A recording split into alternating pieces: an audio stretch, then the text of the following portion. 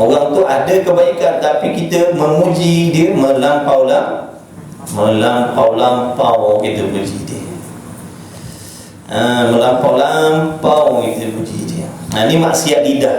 Ni masuk dalam maksiat lidah, masuk dalam maksiat lidah.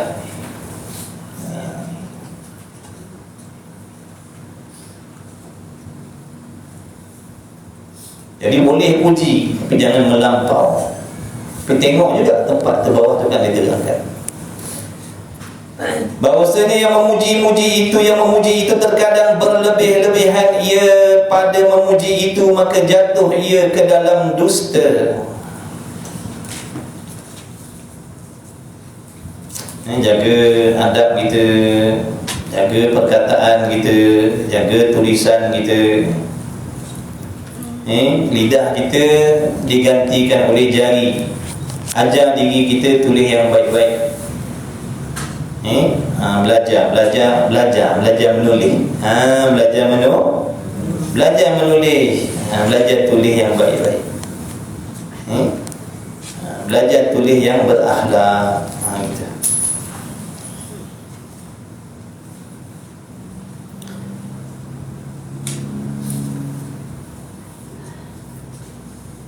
Maka jatuh ia orang yang memuji berlebih-lebih tadi jatuh ke dalam dusta, jadi bohong.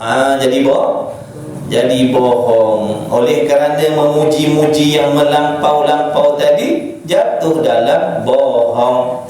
Kita dah lepas bab bohong dulu kan? Lepas dulu dalam bab bohong. Apa maksud bohong? Berkata sesuatu yang tidak berlaku. Kita bercakap benda yang tak ada. Benda tak berlaku tapi kita cakap. Kita kata benda tu ada, benda tu jadi. Itu nama bohong.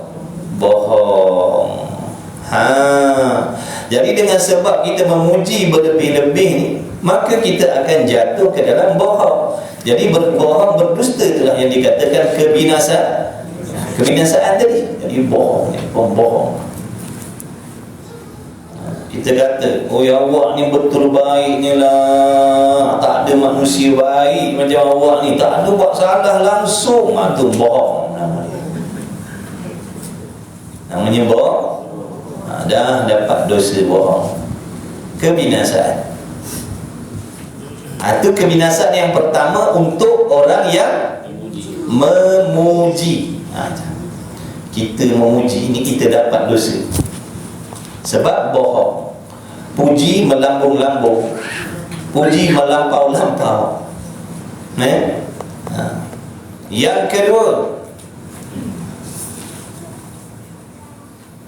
bahawa terkadang menzahirkan ia orang yang memuji akan kasih akan yang dipujinya pada ketika, yakni pada hal tiada kasih ia akan dia, akan orang yang dipuji pada batin. Hatinya tidak, hatinya tak kasih pun, hatinya tak sayang pun, tapi mulutnya tu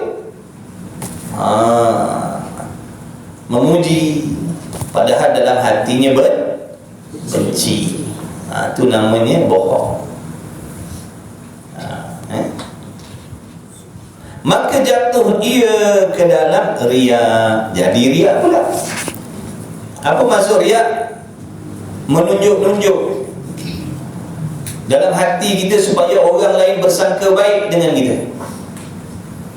Dalam hati kita supaya orang lain bersangka baik kita, supaya orang lain mengatakan yang baik-baik pada kita. Itu riya. Jadi kita kata, oh kita sayang, kita begini, kita begitu, padahal hatinya dendam, hatinya dengki, hatinya itu namanya riya. Dosa lagi. Mana lidah tak seperti hati. Bohong. Lidahnya tak seperti hati.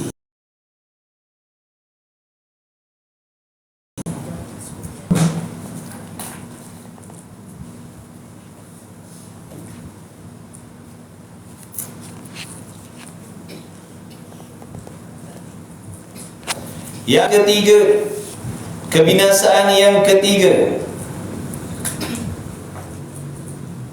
terkadang berkata ia akan barang yang tiada diyakinkannya. Cakap benda yang kita sendiri pun tak yakin. Kita cakap, kita puji-puji tadi, kata dia begini, kata dia begitu, melambung-lambung puji dia, padahal kita pun tak yakin betul ke dia macam tu. Betul ke dia macam tu. Tapi tepi dia melampau-lampau. Seperti berkata ia bahawasanya si Anu orangnya adil, si Polan tu orangnya adil lah. Apa maksud adil? Meletakkan sesuatu kena pada tempatnya. Mudah fahamnya, orang yang taat kepada Allah, taat kepada syariat Allah, itu orang adil. Kita puji dia, kita kata si Anu tu orang yang adil, padahal dia ada buat benda zalim. Kita kata si Anu tu dia pemerintah yang adil, padahal dia pemerintah yang zalim.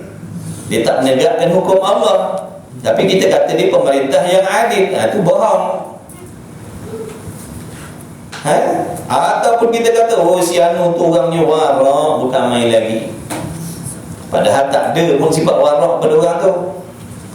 Dan yang seumpamanya daripada yang tiada diyakinkannya. Kita tak yakin benda tu, kita tak pasti benda tu, tapi kita main cakap aja. Kita main cakap aja. Kita main cakap aja.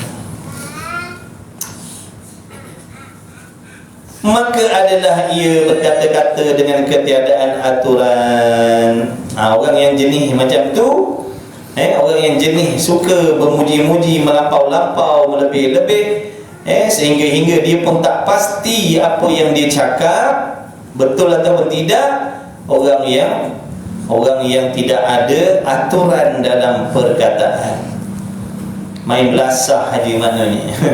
Dia jenis orang yang main belasah haji bercakap. Orang yang tak ada disiplin dalam bercakap, orang yang tak ada akhlak dalam perkataan. Dan memuji seseorang lelaki, dan memuji seorang lelaki di hadapan Rasulullah sallallahu alaihi wasallam akan seorang yang lain. Pada satu ketika ada sahabat Nabi sallallahu alaihi wasallam, mereka memuji sesama sendiri. Mereka memuji sesama sendiri di hadapan Nabi sallallahu alaihi wasallam.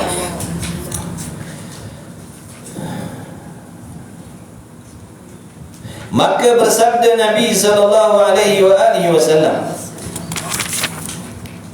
"Waihaka qata'ta 'unuq sahibak." Kasihan akan dikau. Nabi kata kasihannya dikau. Dikau mana? Dikau tadilah yang saling memuji tadi. Padahal kawan dia puji kawan dia seorang lagi. Bila Nabi tengok keadaan tu, Nabi dengar, Nabi kata kasihannya kau, malangnya kau. Kenapa pula tu? Telah engkau potong leher kawan engkau. Maknanya kau telah membinasakan. Memotong leher itu maknanya kau dah binasakan, kau dah rosakkan kawan kau. Bagaimana dah? Engkau telah merosakkan kawan kau. Kamu telah merosakkan kawan kamu. Merosakkan dengan cara bagaimana? Letak pisau di leher dia? Tak. Merosakkan dia dengan sebab perkataan yang kau keluarkan. Kamu muji-muji dia, sehingga engkau pun dapat kebinasaan, dia pun dapat kebinasaan. Dua-dua ni dapat kebinasaan. Itu yang Nabi kata kasihannya kalian, kasihannya engkau. Sebab yang memuji tadi ada berapa? 4 kebinasaan yang kena puji, dapat 2 kebinasaan. Jadi hati-hati dah kalau nak memuji. Hati-hati, bukan tak boleh, harus memuji. Tengok tempat, tengok keadaan. Kalau salah, ni dah dia. 4 untuk kita, 2 untuk dia. Yang keempat, yakni kebinasaan yang keempat yang diperolehi oleh orang yang memuji. bahawasanya yang memuji itu menjadikan ia orang yang memuji akan yang dipujinya itu suka cita, dia jadi seronok. Orang yang kena puji itu jadi seronok, senang hati, rasa bahagia, rasa seronok. Dan terkadang adalah yang dipuji itu orang yang zalim. Kadang-kadang yang kita puji itu orang zalim. Kadang-kadang yang kita puji itu ahli maksiat. Kadang-kadang yang kita puji itu orang fasik, orang yang menderhakai perintah Allah. Tapi kita puji dia, kita kata dia bagus, kita kata dia baik, kita kata dia begini, kita kata dia begitu. Lalu di dalam hatinya rasa seronok dengan puji-pujian tadi, dan terlupa akan dosa-dosanya dengan Allah. Boleh faham tak tu? Saya tak semayang, saya berjudi, saya buat macam-macam benda mengarut-ngarut. Tapi tuan-tuan kata bagusnya, awak baik, awak bagusnya. Jadi saya jadi seronok. Saya tak ada rasa bersalah dengan Allah, saya tak rasa berdosa dengan Allah, sebab hati saya digembirakan dengan puji-pujian kalian tadi. Jadi saya lupa dosa saya. Saya tak rasa saya bersalah dengan Allah, sedangkan saya melanggar perintah Allah. Boleh faham? Dalam media pun banyak. Dalam media ni banyak.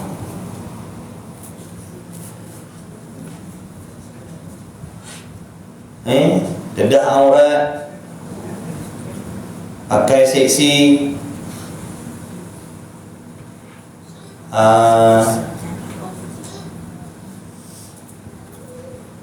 letak gambar kat media, orang like banyak, orang share banyak, lalu kita pun kembang.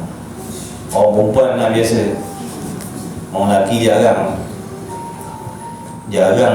orang perempuan ni. Sebab orang perempuan ni tabiat dia memang suka kena betul ke tidak? Ngaku je dah, dalam kitab sebut dah, memang tabiat orang perempuan ni. Sebab tu dia rasa resah kalau orang tak kenal dia. Dia jadi resah kalau orang tak kenal dia. Nak orang kenal dia, nak orang tengok dia. Dah memang tabiat dia macam tu. Tabiat tu kata orang Melayu dah. Orang Arab kata tabiat. Dah memang tabiat dia macam tu. Kalau orang tak nampak, dia rasa malang hidup dalam dunia. Nak pun mesti nak tonjolkan diri dia. Sebab tu akhlak yang terpuji wanita solehah pun, dia tak suka orang tengok dia. Walaupun gambar dia tak suka orang tengok. Walaupun gambar dia tak suka orang lain tengok, kecuali orang yang ada hak atas diri dia. Itu perempuan solehah. Mana nak cari?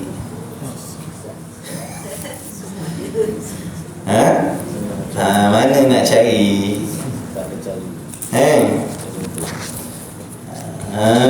Itu ciri-ciri wanita solehah. Dia tak suka orang tengok dia. Kalau boleh bayang dia pun orang tak nak, dia tak nak orang tengok. Hebatnya, pemalunya. Sekarang kita terhegeh-hegeh nak tunjuk muka kita, takut orang tak nampak, takut orang tak kenal. Jadi tak ada sifat tu. Orang perempuan ni hukum dia ketat sikit. Bukan ketat sikit, ketat banyak. Sebab dia fitnah nombor satu dalam dunia. Fitnah nombor satu dalam dunia perempuan. Kenalah terima hakikat. Itu hukum Allah. Itu hukum Allah. Jangan tak ngaku. Hukum Allah memang macam tu. Fitnah nombor satu perempuan. Sebab tu yang paling banyak dalam neraka tu perempuan. Orang lelaki pun ramai, tapi nak banding orang perempuan, lagi ramai penduduk neraka tu orang perempuan. Orang lelaki pun ramai, jangan kata tak ramai pun, tak lelaki ramai orang lelaki. Tapi nak banding dengan lelaki perempuan, mana paling ramai dalam neraka? Nabi kata perempuan. Maka hati-hatilah. Kita laki-laki pun kena hati-hati juga. Orang perempuan kena hati-hati sebab ramai perempuan.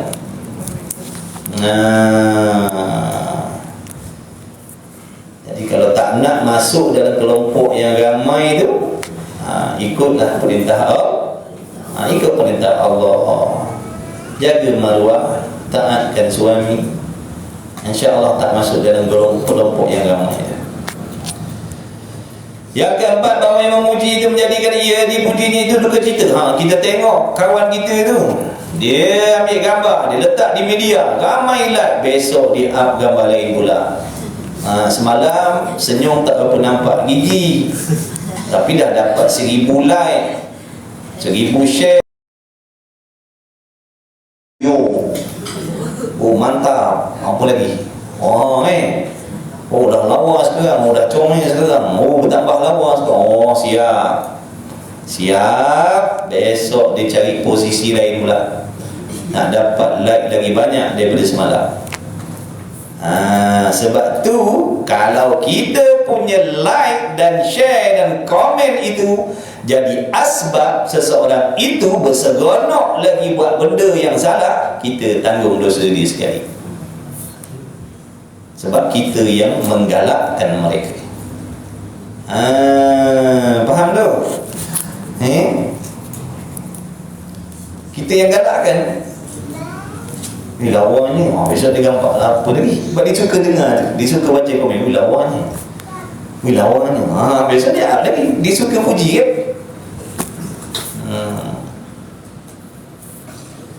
Dan terkadang adalah yang dipuji itu orang yang zalim, maka berdosa ia. Dosa ia orang yang memuji tadi. Sebab apa? Sebab memasukkan sukacita di dalam hatinya. Sebab kita kita menjadi asbab dia seronok dengan dosa dia, sehingga dia lupa yang dibuat tu benda yang dilarang oleh Allah. Dia pakai begini, dia posing begitu, dia gini, dia gitu, dia gini, dia gitu. Dia cocok sini, dia cocok situ, dia cocok sini, dia cocok situ. Dapat like banyak, share banyak. Konten dia meletup, FYP. Besok dia berjoget lagi lebih dahsyat daripada semalam. Jaga, dapat dosa kita tak pasal-pasal. Maka hati-hatilah. Hati-hatilah. Nak like pun tengok dulu. Nak like pun tengok dulu benda tu. Kalau benda taat, boleh like, dapat pahala. Tapi kalau benda tu benda maksiat, benda yang Allah larang, jangan. Dosa tu, like tu, dosa tu. Like mana Melayu kan? Suka. Bahasa Arab kata redha. Kita tengok dia pakai seluar pendek, kita like, maknanya kita redha, dapat dosa. Kita tolong share kan pula. Orang lain pula jumpa benda tu, orang lain pun redha juga, kita dapat saham orang yang like tu pula. Ingat main-main ni. Ingat main-main. Apa sahaja pekerjaan kita tak boleh lari daripada hukum Allah. Kan dah belajar tauhid kan? Apa sahaja pekerjaan kita mesti melibatkan hukum Allah, mesti. Kita up gambar, kita up tulisan, kita up perkataan, kita komen, semua ada hukum. Kalau betul dapat pahala, kalau tidak dapat dosa ataupun sia-sia. Itu je. Kan ada 5 hukum kan? Wajib, sunat, makruh, haram, Ada kala kita like itu wajib, ada kala like itu jadi haram, ada kala like itu jadi harus, ada kala like itu jadi sunat, ada kala like itu jadi makruh. Begitulah juga yang kita komen tu. Kadang-kadang komen kita tu menghasilkan pahala, kadang-kadang komen kita tu menjadi dosa. Sebab tu kena fikir nak tulis apa. Kadang-kadang kita saja komen dengan niat nak menyakitkan hati orang lain. Dosa. Nak menyindir-nyindir, dosa. Tak peduli siapa pun. Kita orang ganjil tahajud, tapi kita suka menulis-nulis nak menyindir-nyindir, menyakitkan hati orang. Dengan niat yang macam tu, Allah tahu niat kita. Maka dosa lah dia. Tapi kalau dia tulis tanpa ada niat yang macam tu, dan perkataan tu memang tak ada, bukan dikatakan perkataan yang haram, boleh jadi halus saja lah. Tapi kalau ditulis tu tadi ada niat untuk apa? Menyakitkan, menyindir, supaya orang lain yang membaca itu sakit hati, maka tetap berdoa. Ya'lamu ma fis sudur. Allah Maha mengetahui barang yang ada di dalam hati kita. Tak boleh lagi. Tak boleh lagi. Allah tahu. Kau tulis dengan niat begini, Allah tahu. Tak boleh lagi. Dan malaikat pun catat. Besok dibangkitkan kembali, makna diceritakan kembali di padang mahsyar. Semua. Itu kita jaga semua. Nafsu syaitan memanglah ajak kita sebab aja supaya kita jadi rosak. Supaya saling berkelahi, saling bergaduh, saling berdengki, saling berdendam. Hati-hati. Hati-hati. Sabda Nabi sallallahu alaihi wa alihi wasallam, innallaha yaghdabu idza mudihal fasik, bahwasanya Allah Taala sungguh-sungguh marah ya Allah apabila dipuji akan orang yang fasik. Allah marah kita puji orang fasik. Apa orang fasik? Fasik apa maksud fasik? Orang yang derhaka kepada Allah, orang yang tergelincir daripada taat. Banyaklah sebab jadi fasik ni. Tak mengaji fasik, tak semayang fasik, tidak aurat fasik, tak mengaji fardu ain fasik, derhaka ibu bapa fasik, derhaka suami fasik, suami tak jalankan tanggungjawab fasik. Banyak sebab jadi fasik. Jadi Allah benci apabila kita memuji orang-orang fasik, kerana menyeronokkan mereka. Dia jadi seronok, dia jadi rasa selamat mereka. Dia jadi seronok, dia jadi rasa selamat. Padahal dia tiba-tiba kita memuji-muji dia sehingga dia jadi seronok dengan pujian kita tu, terlupa dosa dia. Dia berasa seolah-olah tak dosa dengan Allah. Dan berkata Hasan Al-Basri rahimahullah ta'ala, barang siapa mendoakan orang fasik dengan berkeadaan hidup, maka sesungguhnya telah kasih ia bahawa dikerjakan maksiat. Kalau kita doakan orang-orang yang fasik, zalim tu panjang umur, maksudnya kita seronok, kita setuju yang orang zalim tadi tu membuat maksiat. Dah nak doa apa? Suruh mati cepat. Doakan yang baik. Ya Allah, berilah hidayah pada dia. Macam tu. Jangan doakan mati cepat, macam kita tak buat salah pula. Doa yang baik-baik lah. Ya Allah, bagilah taufik hidayah. Boleh jadi dia tak tahu, boleh jadi dia tak faham, boleh jadi dia nak buat, tapi oleh kerana orang keliling dia tu, dia tak mampu, tak kuat nak lawan. Macam-macam lah kebarangkalian, betul? Kita pun macam tu, kadang-kadang nak ikut perintah Allah, tapi kawan-kawan punya pasal, buat apa yang kau nak taat sangat dengan laki kau tu? Tu setan nama dia. Tu setan nama dia. Macam tu. Orang macam tu bukan kawan, tu syaitan. Sungguh Allah suruh taatkan suami. Dia kata dengan kawan ni, yang kau nak taat sangat dengan suami kau tu, buat apa jadi bodoh. Tu syaitan nama dia. Itulah pegosak rumah tangga. Na'udzubillah. Banyak macam tu sekarang. Na'udzubillah. Sebab tu tadi Nabi kata beramai dalam neraka sebab lidah dia. Orang perempuan ni dia jaga taat, jaga sembahyang, jaga maruah, jaga lidah, syurga lah insya-Allah. Banyak yang sembahyang, puasa, qiyamul lail masuk neraka juga sebab lidah dia. Orang perempuan ni kalau dia jaga lidah dia, jaga jari dia, jangan menulis benda-benda yang tak sepatutnya, syurga lah dia insya-Allah. Tapi itulah yang paling payah dia nak buat. Dia boleh bangun qiyamul lail, dia boleh uruskan rumah tangga daripada pagi sampai malam, tapi lidah dia tak kuasa nak jaga. Itu dugaan orang perempuan. Dalam kitab sebut dah, ulama-ulama pun sebut dah. Itu dugaan bagi orang pada. Dia boleh semayang banyak, dia boleh puasa banyak, dia boleh baca Quran, dia boleh khidmat rumah tangga dia, tak berhenti daripada pagi sampai ke pagi, sampai tengah malam, tak berhenti buat kerja. Baguslah, benda baik tapi nak cerita dugaan dia, lidah dia dan jari dia. Jaga dua ni, kena ingat selalu. Sebab dua ni tadi, yang qiyamul lail kita jahanam, yang puasa kita jahanam, yang sedekah kita jahanam, apa lagi? Semua jahanam sebab dua benda ni tadi, lidah dan jari. Jadi sia-sia sahaja segala kebaikan yang kita buat. Sekelip mata je binasa sebab ni, lidah dan jari. Jaga orang perempuan.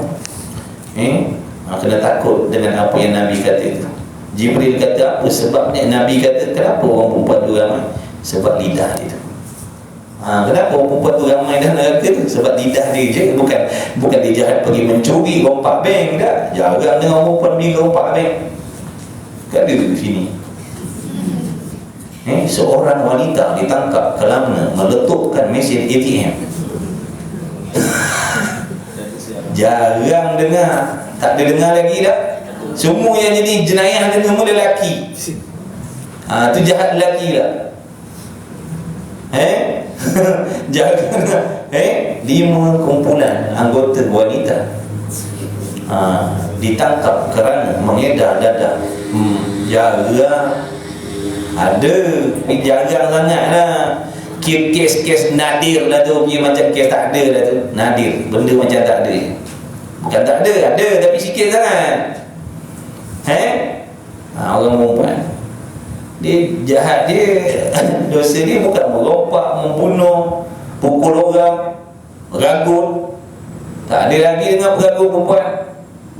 Ada kot tapi jarang lah kot.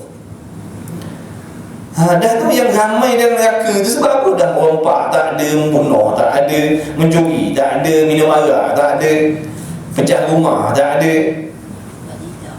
Lidah dia je rupanya sebab lidah aja, sebab barang dalam mulut dia je.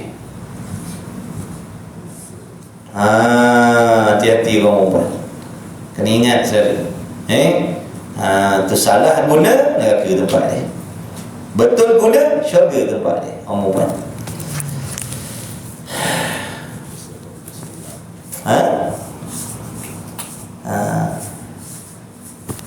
Baik.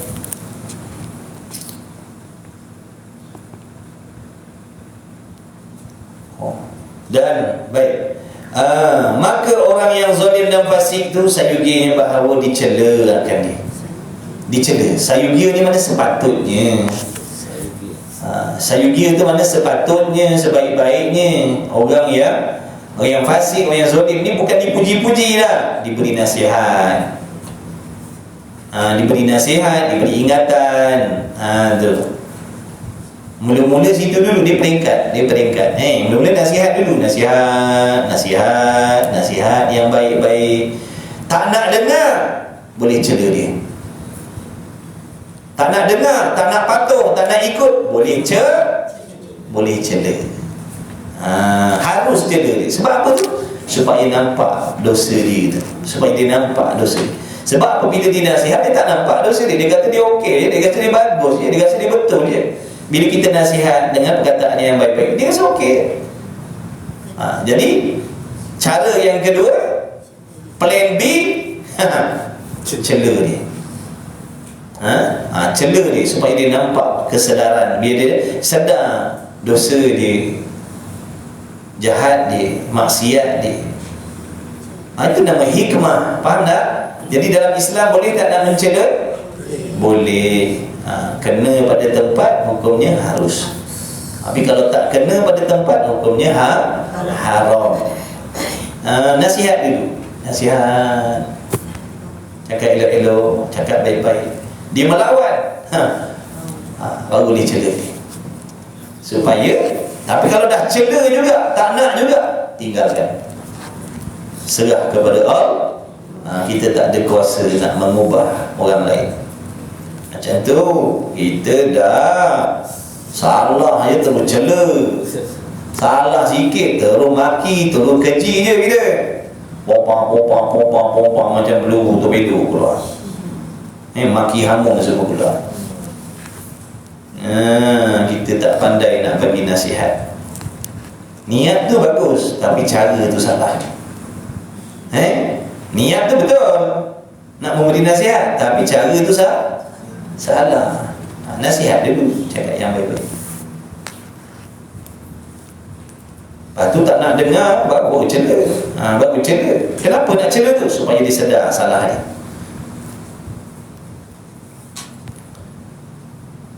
Maka sesungguhnya telah kasih dia bawa kerjakan maksiat. Jadi orang yang zalim, doakan yang baik-baik. Doakan supaya dia diberi taufik hidayah oleh Allah. Ya Allah, macam tu. Tu yang diajar.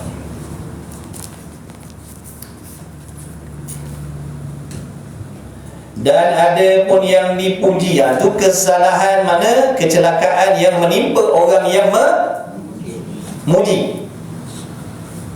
4 atas kepala kita. Tak pasal-pasal kita dapat 4 benda. Tak pasal-pasal dapat 4 ni. Sebab puji tak kena tempat. Dan ada pun yang dipuji. Orang yang kena puji itu pula apa kebinasaan yang dia dapat? Maka salah satu daripada 2 kebinasaannya orang yang kena puji, bahawa terjadi padanya takbur dan ujub.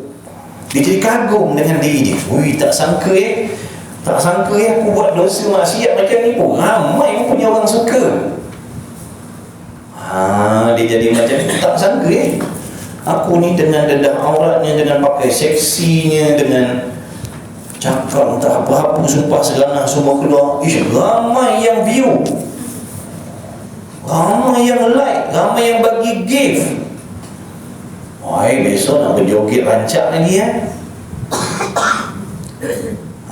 jaga ni dalam TikTok ni suka bagi gift ni. Orang salah bagi gift, korang dapat dosa. Ingat, korang salah bagi gift, dapat dosa. Kita tengok dia buat orang perempuan dia boleh tak nak berjoget-joget dekat media? Boleh tak? Boleh. Tapi bila kita tengok orang yang jadi macam tu, buat konten macam tu, kita bagi dia gift, bagi mana menggalakkan dia. Nampak tak?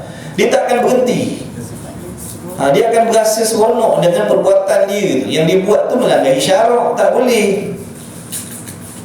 Lainlah kalau dia berkongsi benda-benda baik, manfaat, kongsi ilmu, kongsi nasihat, tak apalah.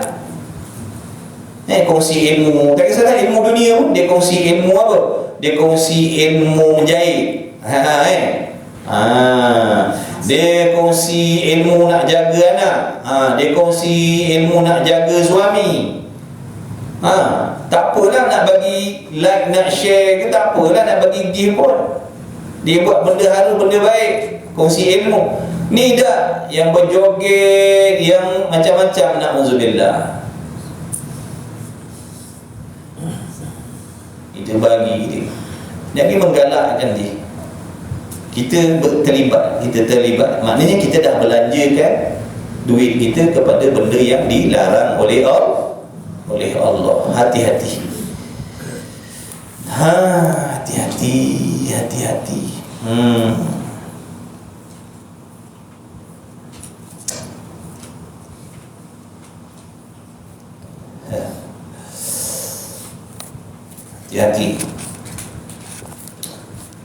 Jangan salah.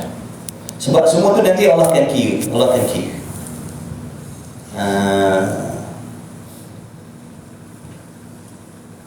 Dan ada puji-puji, maka salah satu daripada 2 kebinasaan yang baru terjadi padanya takabur dan ujub. Orang yang kena puji tadi jadi sombong. Dia bertambah sombong. Makin banyak pujian, makin sombong dia. Makin dia mencela orang lain, makin memuji diri sendiri, dan makin mencela orang lain. Kau tengok aku, mulalah dia pelekeh orang.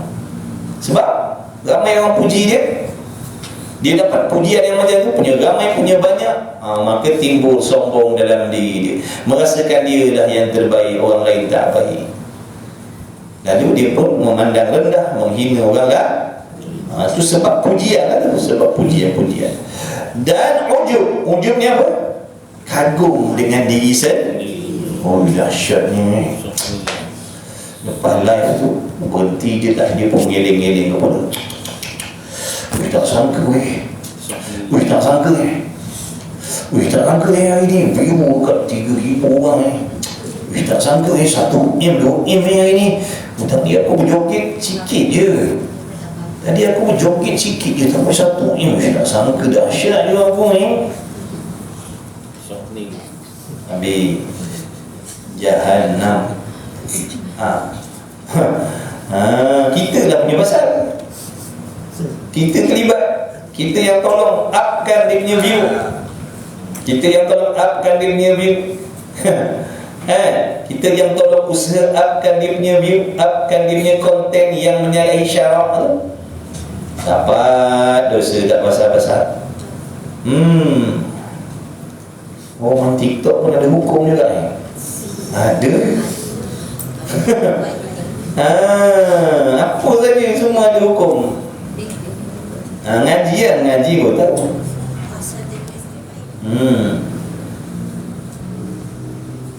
Yang bermula keduanya takabur dan ujub itu sebab bagi binasa. Bila dah ada dalam diri kita penyakit takabur, sombong, dan dalam diri kita dah ada penyakit ujub, apa?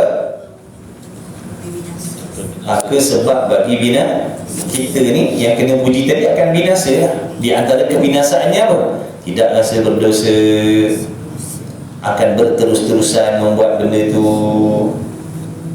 tidak mengajak dia kepada menyesali dan bertaubat. Silap-silap dia bertambah lagi. Dia akan berusaha memperhebatkan lagi kemaksiatan dia tadi tu, untuk nak mencari lebih ramai puji-pujian, lebih banyak pujian. Hati-hati yang dah terlepas, yang dah terlanjur, taubat kepada Allah, ampun. Boleh jadi kita tak tahu, boleh jadi kita tak perasan boleh jadi tengok hukum tu. Dalam media ni pun banyak kita nak boleh rujuk. Apa hukum seorang perempuan mempamerkan dirinya berjoget, contohnya. Ada hukumnya, ada, insya-Allah, kalau kita tak tahu. Sebab kita nak kena pastikan yang kita buat tu benda baik ke tak baik. Takut nanti daripada benda yang tak baik tu kita dah buat, dapat pula maknanya bayaran dan sebagainya daripada usaha yang tak baik, maka duit tu jadi apa? Jadi syubhah paling tidak. Nanti takut jadi syubhah ataupun jadi haram. Lepas tu kita makan di darah daging pula, mengkeraskan hati, mematikan hati. Jadi banyak efek dia selepas daripada itu. Dia berkait-kait.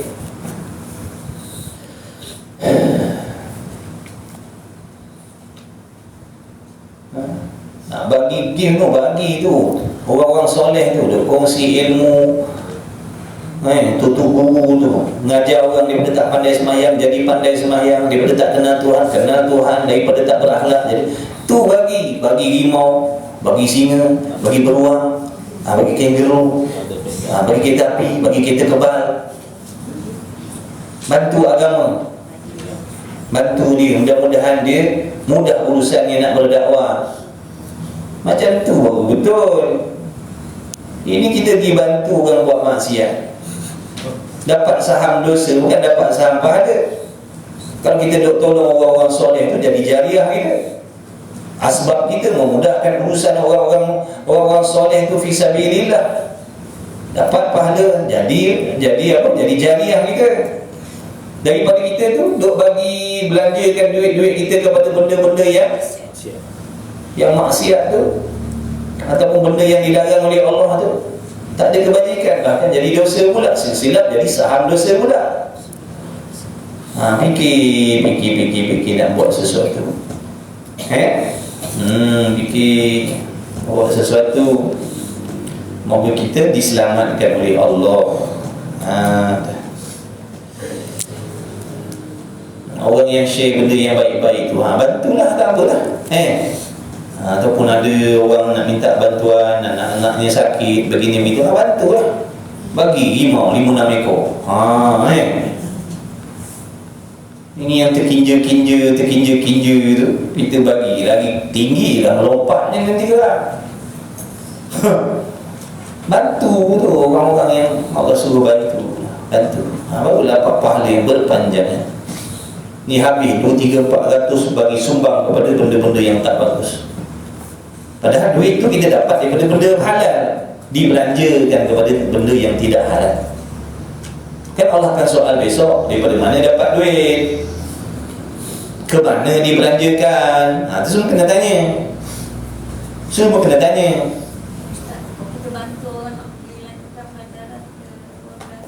Tengok dia nak pergi lanjutkan pelajaran. Soalannya, boleh tak kita nak bagi bantuan kepada orang yang nak lanjutkan pelajaran dia di luar negara? Tengok, kalau dia nak pergi, dia pergi luar negara, nak pergi belajar ilmu mencuri, haram kita bantu. Tanya dulu, nak pergi belajar luar negara, belajar ilmu apa? Saya nak pergi belajar ilmu pukau.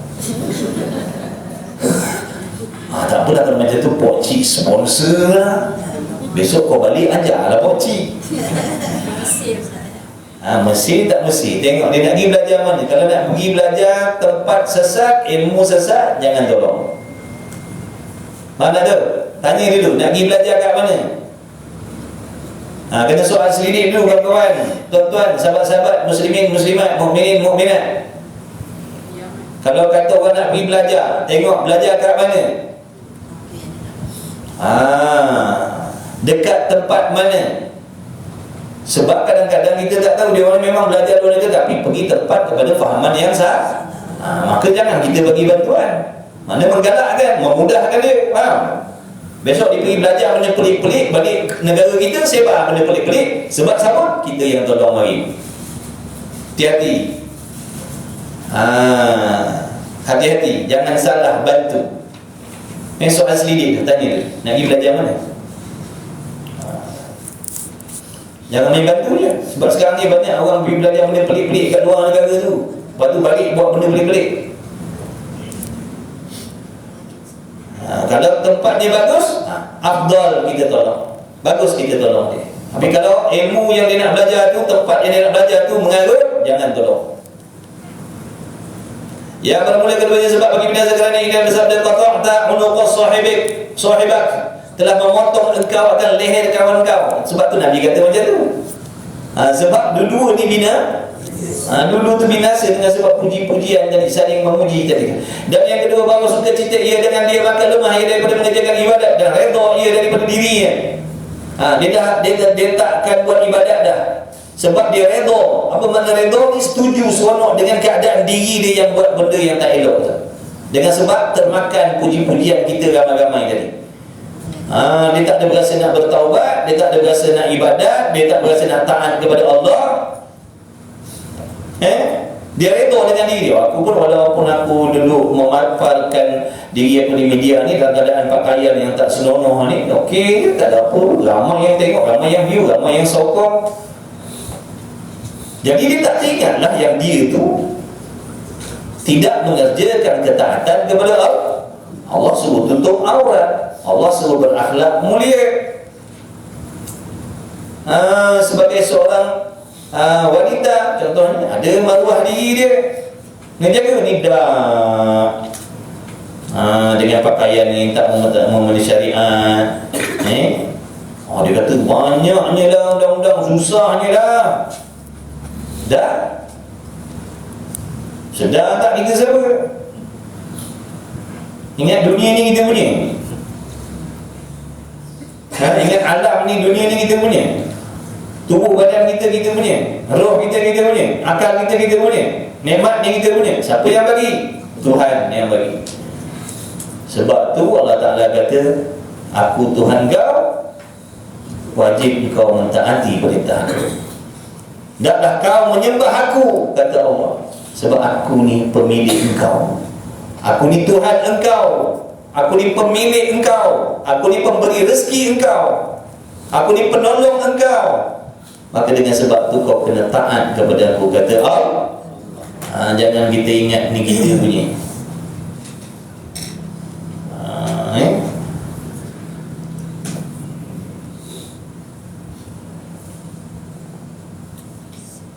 Adapun jika sejahtera yang memuji dan yang dipuji daripada kebinasaan, maka tiada dilarang memuji itu. Tu. Adapun yang memuji kita kita tadi. Dan yang dipuji kawan kita. Adapun sejahtera makna selamat yang memuji dan dipuji itu daripada kebinasaan, maka tiada dilarang memuji itu. Bolehlah nak puji, haruslah nak puji dia tu. Bahkan terkadang adalah ia memuji jadi sunat puji dia. Nabi SAW, "Lau wuzinal imanu Abi Bakrin bi imanil alimina la rajaha." Jika ditimbang iman Abu Bakar radhiyallahu ta'ala dengan iman sekalian alam ini, nescaya lebih berat lagi iman Abu Bakar. Puji tak tu? Puji lah tu kata puji-pujian daripada Nabi lah tu sallallahu alaihi wasallam kepada Sayyidina Abu Bakar. Sebab apa Nabi puji? Sebab Nabi kenal Abu Bakar ni bukan orang yang sombong. Dia orang yang sangat malu dengan Allah. Dia orang yang sangat takut dengan Allah. Sahabat ni makin dipuji oleh Allah, makin takut kepada Allah, makin malu kepada Allah, makin risau dia. Bukan makin naik tojang. Dan bersabda Nabi sallallahu alaihi wasallam, "Lau lam ub'ath la bu'ithta ya Umar." Jika tiada dibangkitkan aku jadi Nabi, jadi pesuruh, nescaya dibangkitkan akan di kau, wahai Umar. Itu puji tu. Hebat pujian tu. Kalau bukan aku yang Allah lantik jadi pesuruh, nescaya kau lah. Mana pengganti yang layaknya. Jangan main-main tu. Dahsyat tu.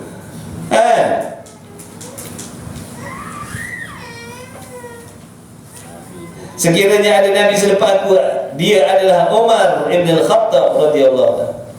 Dan sesungguhnya telah memuji oleh Rasulullah SAW akan banyak daripada sahabat, kerana mengetahui ia Rasulullah akan bahawasanya yang demikian itu menambah ia pujian pada rajin mereka itu, yang rajin pada ibadah.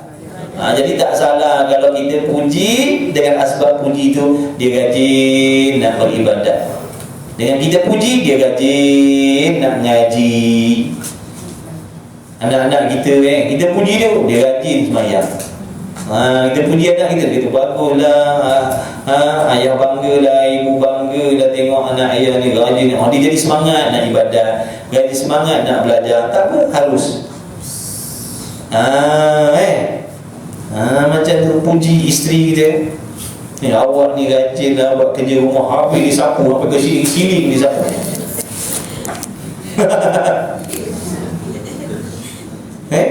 Tak apa, kalau puji itu menggalakkan dia taat, itu bagus, harus. Jadi tengok keadaan. Ada tempat haram puji, ada tempat harus puji. Kalau kita puji, menambahkan dia takut dengan Allah, jadi asbab dia makin malu dengan Allah, dia makin taat kepada Allah. Itu harus. Tapi kalau dengan puji itu menjadi asbab dia makin jauh dengan Allah, itu jangan. Itu haram, merosakkan nanti. Dah faham, agak faham dah hukum puji Macam contoh puji sunat. Rajinnya awak ni ngaji setiap kelas ada ikut online pun ngaji juga. Bagusnya. Tu puji ke tu? Itulah contoh dia. Kau rasa macam mana bila saya cakap macam tu? Sengih ke? Naik tojang ke?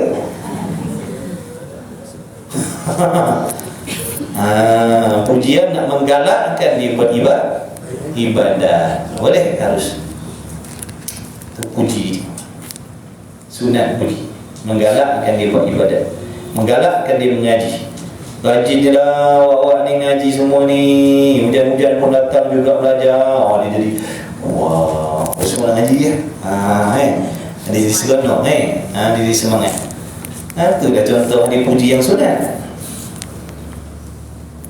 Puji yang haram, bagusnya lah awak berjoget tadi. Saya terpukau pula awak berjoget tadi.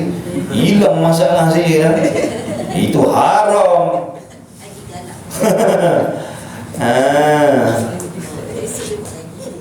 Apa beza puji sunat dan puji harus? Puji harus ni puji semata-mata tak dapat pahala tu. Kalau puji sunat tadi dapat pahala. Puji haram dapat dosa. Itulah beza. Dengan pujian tu merosakkan orang, dapat dosa. Tu puji haram. Kalau puji sunat, kita puji dia, dia rajin buat ibadah, dapat pahala kita sunat. Puji harus ni mana? Kalau tak puji pun tak ada masalah. Kalau puji pun dia tak rosak, kalau tak puji pun dia tak rosak. Harus je. Apa maksud harus? Harus ni kan perkara yang dibiarkan. Jangan lupa hukum syarak dah belajar dah tu. Apa hukum harus? Apa makna harus? Perkara yang dibiarkan. Buat pun tak dapat pahala, tak buat pun tak dapat pahala. Buat tinggalkan pun tak berdosa, tinggalkan pun tak dapat pahala. Tu harus. Macam makan, harus makan selagi tidak ada hubung kait dengan 4 hukum yang sebelum. Makan kerana niat nak buat ibadah, dapat pahala. Makan sebab nak sihat, buat maksiat, dosa.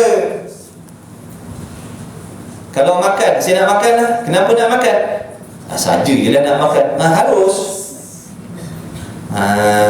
Tu makna.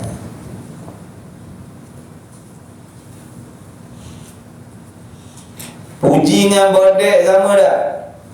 Lebih kurang lah. Bodek tu bahasa kita.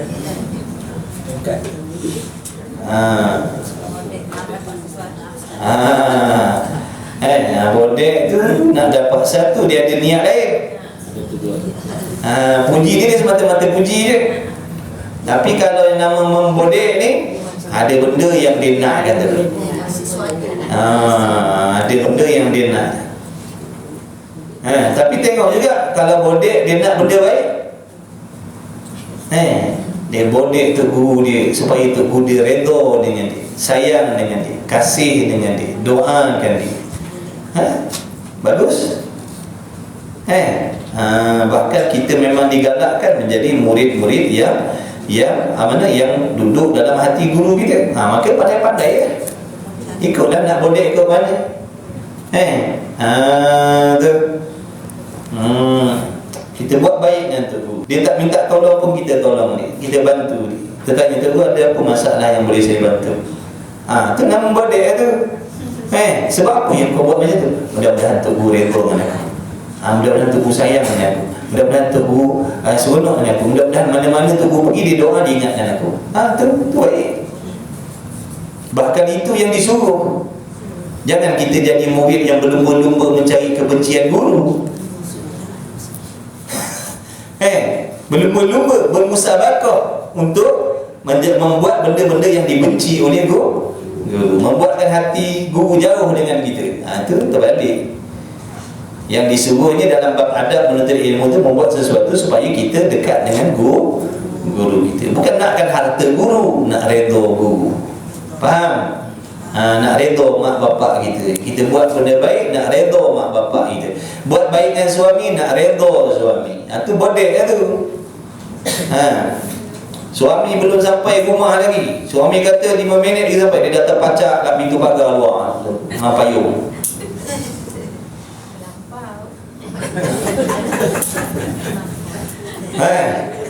Masya Allah, redha lah suami. Ni dah 5 minit dari balik kena maki dah.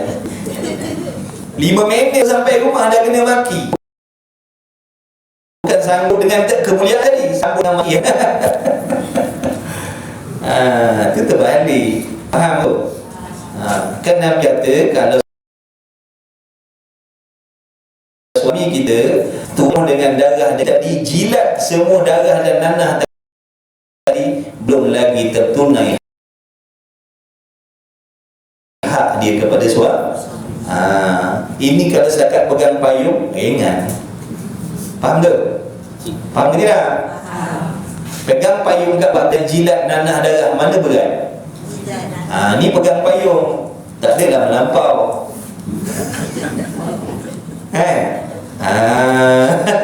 Melampau macam tu sangat macam raja kau buat laki kau tu. Dah memang tu yang disuruh.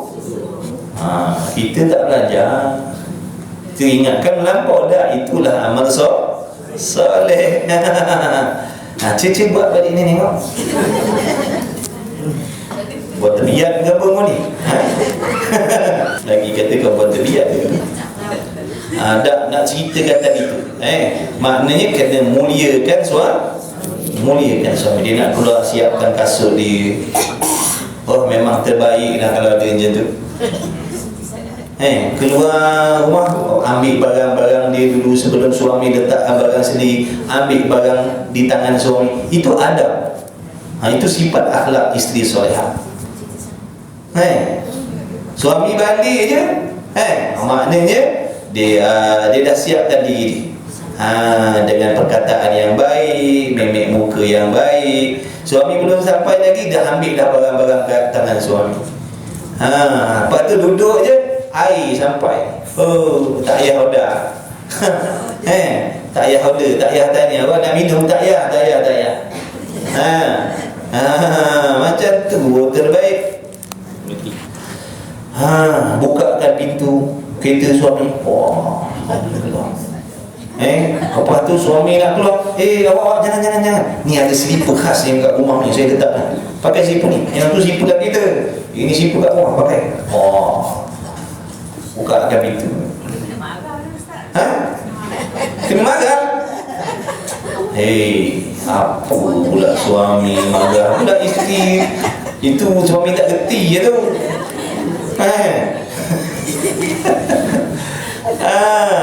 Kalau boleh, ada seorang perempuan zaman Nabi SAW. Siapa nama dia? Muti'ah kata dia. Muti'ah. Dia di antara perempuan yang awal masuk syurga. Sebab apa? Bukan sebab semayang dia. Khidmat dia dengan suami. Satu hari siapa yang isteri Nabi kan anak Nabi cemburu dengan Nabi, kata dia ni perempuan yang awal masuk syurga. Jadi isteri Nabi ke anak Nabi saya tak ingat. Fatimah dia tak puas hati dengar. Siapa nak masuk syurga lebih daripada aku ni? Ni nak siasat. Apa kelebihannya sampai Nabi sebut nama dia? Dia pergi ziarah. Pendek ceritanya, waktu dia datang tu suami dia pun balik. Dia tinggalkan sekejap tetamu dia tadi dan dia khidmat dengan suami dia. Khidmat dengan suami dia, keperluan suami dia disiapkan apa benda semua. Rupa-rupanya itu asbab dia ni mendahului yang lain masuk syurga. Bukan sebab tahajud ni sampai lekuk dahi, bukan. Orang perempuan dia tak payah sembahyang sampai hitam lebang lekuk dahi, tak payah. Tak payah puasa sampai kuku kering. Baca Quran sampai terlelap-terlap, tak payah. Bila suami ada khidmatnya suami, pahalanya besar daripada amalan-amalan sunat yang kalian buat. Tapi tak reti, suami balik je tahajud. Pas semayang, pas salam semayang lagi. Suami kata, dah semayang, baca Quran pula, Bismillahirrahmanirrahim. Baca Quran pula, Al-Kahfi. Berat. Habis tu sama pula, wirid pula, baca wirid. Time lelaki dia tak ada, dia main handphone. Jangan. Waktu suami tak ada, semayang banyak, puasa banyak, baca Quran banyak. Waktu suami, tinggalkan amalan sunat yang lain-lain tu, khidmat pada suami. Pahalanya jauh lebih besar dan berlipat kali ganda daripada Quran yang kalian baca. Pahalanya lagi banyak daripada semayang sunat yang kalian buat. Tu macam tu. Faham ke? Faham? Tak faham?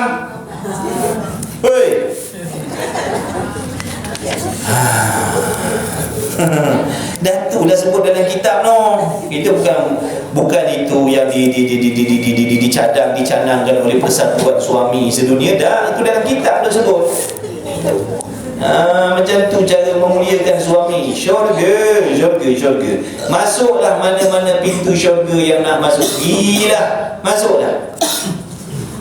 Macam tapi payahlah nak dapat yang macam tu. Akhir-akhir zaman ni kalau ada tu kira istimewa sangatlah. Suami nak pula bukakan pintu kita, payungkan suami. Balik-balik dia duduk tak sampai 5 minit air sampai. Luju awak dulu kaki, kata awak penat. Saya tengok cerita. Masya Allah, tabarakallah, betapa redanya hati suami. Ya Allah, kau ampunkanlah segala dosa isteri, kau masukkan dia tanpa syurga, tanpa hisab. Ya Allah, hilang segala kepenatan, kelelahan di luar sana tadi. Bila aku balik rumah dia muliakan macam ni, subhanallah. Macam tu. Sungguh saya sebagai suami jadi wakil suami-suami sedunia. Saya meluahkan hati dan perasaan kami terhadap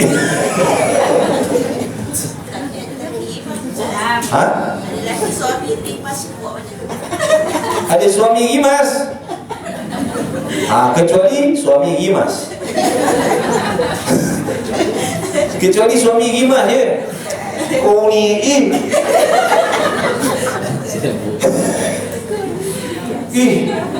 Jauh sikit lah penatnya. Itu lain lah. Maka jangan. Mana menjauhi dia tu ketaatan isteri dah tu. Jangan suami kata awak jauh je. Tak nak dekat juga. Bagi sekali. Dia kena taat kan. Suami panggil kena datang, suami kata pergi kena pergi. Dia isteri ni dia kena macam tu. Dia kena macam langkas dengan lelaki dia. Kecuali suami dia tak senang. Macam tu. Sungguh saya cakap. Kecuali dia rimah lah, boleh jadi dia panas ke. Macam tu. Sungguh. Ya, ni ibadat tuan-tuan. Buat macam tu pahalanya lagi besar daripada tahajud tahan mengantuk tengah malam tu. Ingat si Memen ya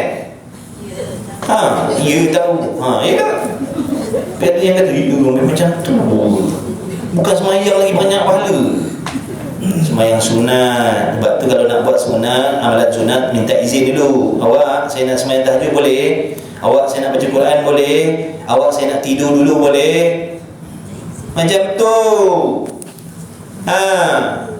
Nanti kita baca kitab Muhimmah kat sini. Kitab Muhimmah tu bagus baca. Dah. Mana tempat berhenti ni? Nak berhenti dah. Ada kelas ni, saya Zuhur kelas 1, pukul 1. Ada kelas. Nanti kita sambung seronok lah cerita tu. Tajuk dah habis ke? Belum belum lagi. Dan sesungguhnya telah memuji oleh Rasulullah SAW akan banyak daripada sahabat kerana mengetahui ia Nabi akan bahawasanya yang demikian itu menambah ia pada rajin mereka itu. Nabi puji sahabat tadi sebab Nabi tahu bila sahabat ni kena puji, mereka makin rajin beribadah dan tiada menjadikan ia puji akan mereka itu membesarkan diri dan ujub. Tak ada seorang pun sahabat yang bila Nabi puji dia jadi sombong, dia jadi ujub, dia jadi lupa diri. Tak ada. Nabi puji. Nabi puji. Dan sayugia bagi mereka yang dipuji bahawa mengamati dia pada kesudahan yang ditakuti. Mana kita yang kena puji ni, itu maksudnya kita yang kena puji ni tadi kena amati, kena teliti, hati-hati. Kesudahan yang ditakuti kerana terkadang adalah seorang itu baik tetapi kesudahannya jahat. Maksudnya kalau orang puji kita, awak ni bagus, hati-hati. Hati-hati sebab orang tu puji sebab dia bersangka baik dengan kita.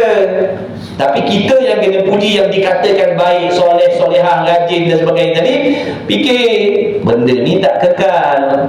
Barangkali esok lusa kita jadi jahat dah. Barangkali esok lusa tak mengaji dah. Barangkali esok lusa tak semayang dah. Betul? Jadi hati-hati. Jangan termakan dengan puji-pujian. Bahkan kembalikan kepada Allah. Alhamdulillah, ni semua nikmat Allah. Ni semua nikmat Allah tadi. Tak mustahil. dosa aku jadi benda sebaliknya, na'udzubillah. Harap Allah kekalkan nikmat taufik supaya aku boleh buat baik macam ni. Macam tu. Yang payahnya kalau melekat dekat diri kita. Itu yang jadi kagum, jadi sombong, jadi hebat, jadi sengih-sengih seorang lah. Tidur pun sengih. Sebab termakan puji tadi tu. Tercekik, sengih. Dan pada kebiasaan segala amal kebajikan bawahnya, ingat ia akan kejahatan dirinya. Tengok, bila orang puji-puji kita, ingat dosa kita. Ingat dosa-dosa yang kita dah buat no. Yang kita saja tahu tu. Bila orang puji-puji kita, ingat dosa kita, supaya hati kita tak melambung naik, supaya tak congek ekor. Tak naik gojang, tak congek ekor. Supaya ekor tak congek. Bila orang puji-puji, kita ingat dosa kita. Kau tak tahu dosa tu. Kau tak tahu dosa aku ni banyak buat dosa maksiat yang Allah dengan aku je yang tahu. Macam tu, nak jaga hati maksudnya. Takut termakan puji tadi jadi riak, takut termakan puji tadi jadi soal. Jadi bila orang puji je, cepat-cepat ingatkan dosa-dosa kita. Dan bawahnya zahirkan akan benci bagi puji itu, serta benci ia akan dia di dalam hatinya. Makna dalam hati kita kata tak suka. Rimah orang puji-puji, janganlah, bahaya lah. Tak suka lah, tolong jangan puji-puji lah. Dalam hati kita tak suka. Sebab takut kita terlupa, takut kita terbabas. Maknanya jangan laparkan puji-pujian tadi tu. Jangan tercari-cari puji-pujian tadi. Jangan ternanti-nanti puji-pujian tu.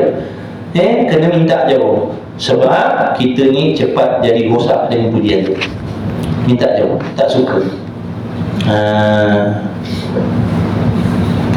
Dan kepada ini menunjukkan oleh sabda Nabi SAW, Uhthul turaba fi wujuhi madda'in. Artinya genggam oleh muakan tanah dan lemparkan oleh kamu akan di tanah pada segala muka yang memuji. Maksudnya apa tu? Kinayah daripada tak suka.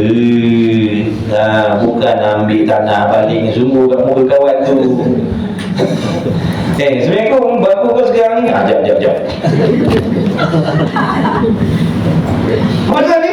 Kau boleh aku ni? Dah aku puji aku. Tu Nabi kata kalau orang puji bandingkan tanah. Itulah kena ngaji. Kena ngaji. Maksudnya kinayah daripada tak suka. Itulah Nabi kata ambil tanah balikkan ke muka orang yang memuji kita tu. Sebab dia nak merosakkan kita tu. Dengan puji-pujian tu kita nanti jadi rosak nanti kalau lupa batasan nanti kalau bukan ambil tanah betul-betul balik. Di dalam hati dia dalam hati kita tak suka. Bertakut bahaya. Kan bila hujung habislah kita, dosa lah kita. Jadi sombong, berdosa lah kita. Dan berkata Sayyidina Ali karamallahu wajhah, tatkala dipuji akan di Allahumma ighfirli ma la ya'lamun wa la tu'akhirni bima yaquluna waj'alni khairan mimma yadhunnun. Wahai Allah, ampuni olehmu bagi aku akan barang yang tiada mengetahui mereka itu akan dia. Ya Allah, ampunkanlah dosa-dosa aku ni. Mereka ni puji-puji sebab dia tak tahu dosa aku. Ya Allah, ampunkanlah aku. Ya Allah. Itu maksudnya. Dan jangan engkau ambil salah akan aku dengan sebab barang yang berkata mereka itu. Janganlah kau hukumkan aku ni berdosa, ya Allah, dengan kata-kata orang tu kata aku baik, kata aku bagus, kata aku soleh, kata ketupat ustaz, kata aku pak guru. Janganlah kau jadikan itu satu dosa pada diri aku. Sebenarnya aku tak ada pun pada kedudukan tu. Mereka tu duk puji-puji sebab mereka sangka baik, mereka tak tahu dosa maksiat. Jadi ampunkanlah dosa aku, ya Allah. Janganlah kau hinakan aku, janganlah kau jadikan dosa dengan sebab puji-pujian mereka itu. Itu maksudnya. Dan jadikan olehmu akan daku lebih baik daripada barang yang menyangka mereka itu akan di. Bahkan kau jadikanlah aku orang yang terlebih baik daripada apa yang didoakan, yang dipujikan oleh mereka itu. Wallahu a'lam wa ilmuhu wa atam. Jadi dah baik. Sebab tu bila orang puji ingat apa kelebihan yang ada pada diri kita tu? Anugerah anugerah Allah, bukan kita buat sendiri. Kalau kita puji kata bunga tu, kita kata bunga tu cantiknya bunga tu. Siapa yang menjadikan bunga tu? Siapa yang menciptakan cantik pada bunga tu? Siapa yang menjadikan warna-warni dan bentuknya tu? Jadi hakikat puji-pujian itu dikembalikan kepada Tuhan yang menciptakan, Tuhan yang menganugerahkan kita ilmu, Allah yang bagi kita taufik sehingga kita boleh buat taat, kita boleh tinggalkan maksiat. Itu semua pertolongan Allah. Jadi bila orang puji kata kita baik bagus, alhamdulillah, dalam hati kata ini semua milik Allah yang Allah akan ambil bila-bila masa. Cukuplah sekadar itu. Bismillahirrahmanirrahim. Alhamdulillahirabbil alamin.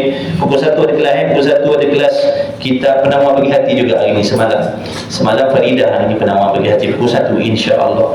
Bismillahirrahmanirrahim. Alhamdulillahirabbil alamin wassalatu wassalamu ala Rasulillah. Allahumma rabbana fa'alna bima 'allamtana, rabbana 'allimna alladhi yanfa'una, rabbana faqih ahlana wa qarabati lana fi dinina ma ahli kutub unsa wa dhakar wa sallallahu ala sayyidina Muhammad wa ala alihi wa sahbihi wa baraka wa sallam. Alhamdulillahirabbil alamin. Taqabbalallahu minni wa minkum minna wa minkum taqabbal ya karim. Jumpa lagi semua insya-Allah. Selamat balik semua, hati-hati. Sama-sama doakan saya, doakan anak isteri saya, doakan ahli keluarga saya semua.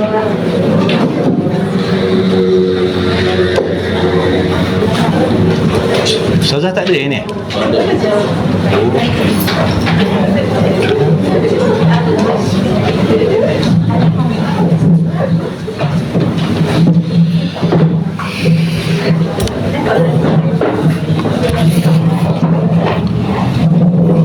Buku satu kelas. Malam ni ada Sungai Udang. Malam ni insya-Allah Sungai Udang. Malam ni lepas maghrib Sungai Udang Taman Terendak Permai. Lepas maghrib dalam 7.40 lah lebih kurang insya-Allah. Saya ingat dah minggu ketiga, minggu kedua lagi. Hari ni 14 April. 14.